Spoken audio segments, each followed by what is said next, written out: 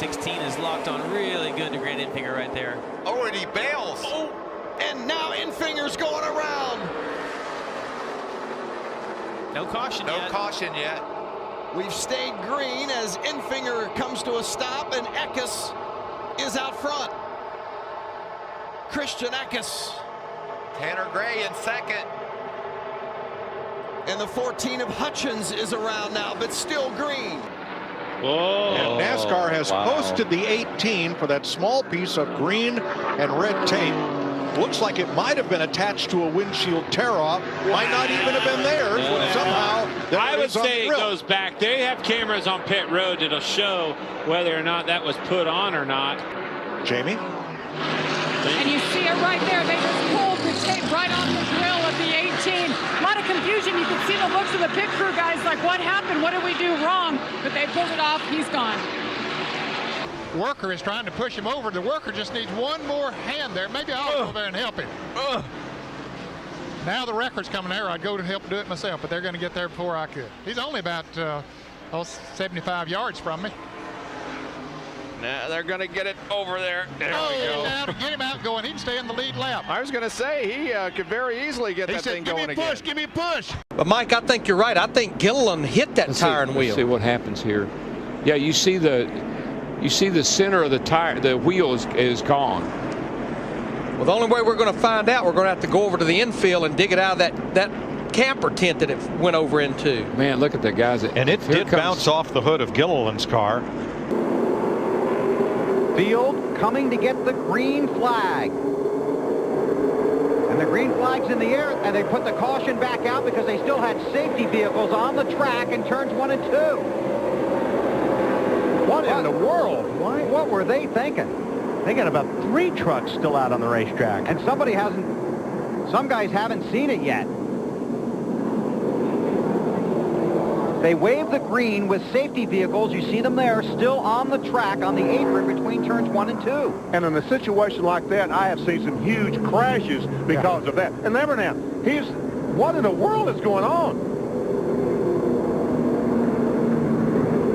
They kept saying they were going to throw the green flag, and then we saw we saw these trucks on the racetrack. They're like, this is going to get exciting. Thank goodness everyone slowed down, backed off, whatever it took to avoid collisions. So we're back under caution. Never really went green, although a lot of guys tried, because that's what the flag was. Let's get an update from Dave. In the unusual category, Bill, I'm just checking the other end of pit road. The lights are on again on the turn 4 side of pit road. They were off at the beginning of that sequence. Jeff Gordon was one of the cars that pitted under that first caution. They wanted to make sure that he didn't flat spot the tires. Remember, he was way back in the line, and he rode through some debris. Wanted to just make sure everything was okay on those tires, so they changed 4 and topped him off with fuel in the dark. Alan. Carl Edwards has been on pit road. He got a piece of that first wreck, some damage to the nose of the car. They have worked over the front fenders a little bit. They also were very careful to check the grill opening to make sure there's air to get to the radiator and keep that machine cool. He is all the way near the back of the line. Alan, I'll tell you, the front end on that 99 car looks awfully good. I don't see any damage at all. Yeah, they did a little cosmetic work to fix it up, BP. They got away pretty luckily. Now here's the restart a moment ago. There's the field coming up to speed. And then you see the yellow flag come out right away.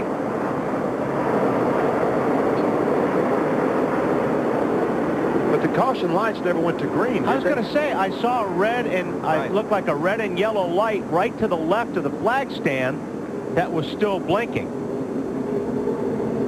I tell you what, that safety truck back in the back sitting there, he would have thought something had gone by about 180 miles an hour, wouldn't he? When he looked in his mirror, he was in for a big surprise. Our second caution of the day, with 27 laps to go at Daytona, has turned into a red flag, and we now know what happened to Austin Dillon and how he got that damage on the right rear. Amazing job of missing the crash. They come to slow down to stop for the red flag, and you can see the yellow car right there on the back of the screen. Austin pulls up to stop. Yellow car doesn't. That's Mike Wallace in the 26, and he clobbers Dillon He also hit that car that's right behind the 42 a little bit there with his on the left side door. Go in the 14, and William Byron gets by Kyle Larson in the 24. He'll take third, and they're bumping and banging and grinding, and one car's around.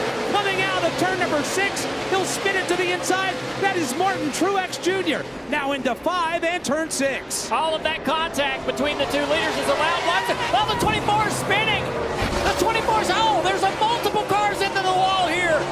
There must be oil or some kind of fluid down on the racetrack right there in turn. We got more cars coming in. William Byron is reporting that the curb came up. He hit the curb in the 24. Big, good angle to see how the rest of the field. Look at the 22 destroyed his car over the curb. See how the rest of these guys get piled in here. Oh, more cars getting destroyed going through turn 5 over that curb. Unbelievable. There's the nose of somebody's car hanging on the side of Harvick's. We're going to focus in on this curbing. Yeah, so look at really the second blue square. You see the damage right there as these cars go through.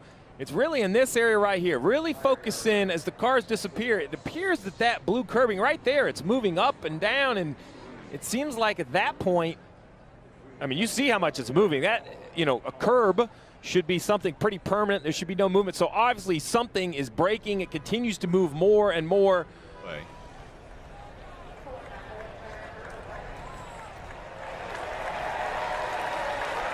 See the damage to the dark blue square rectangle there, where it literally peeled the metal up and back when those cars were coming through. Green flag. If they don't get by Jeff Gordon before they come around the next time, they will not pass it. And Michael Waltrip.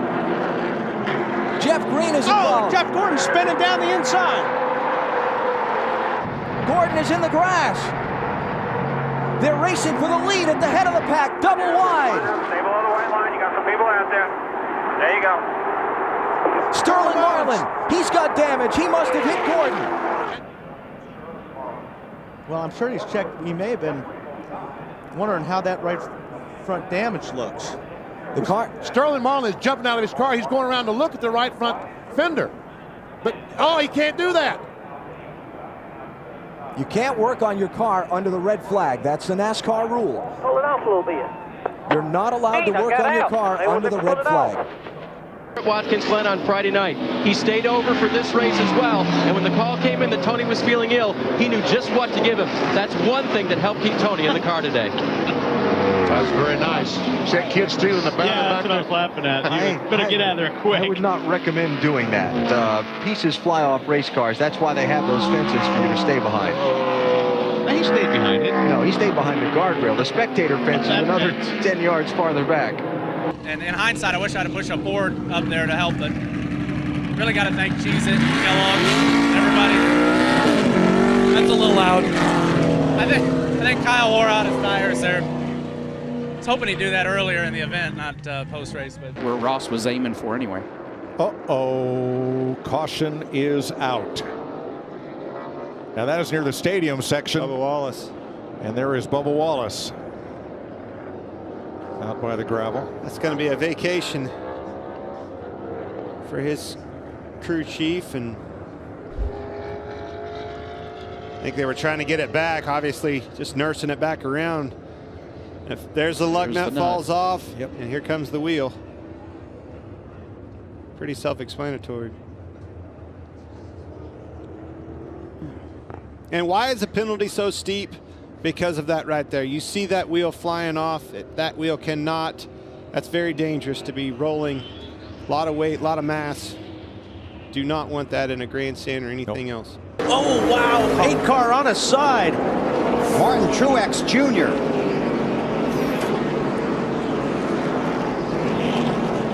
Wow.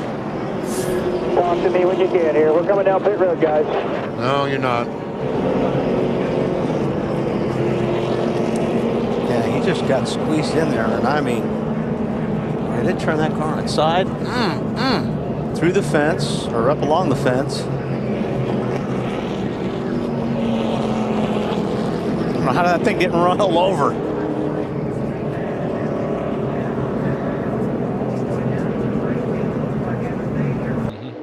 21's going to come with a huge shove.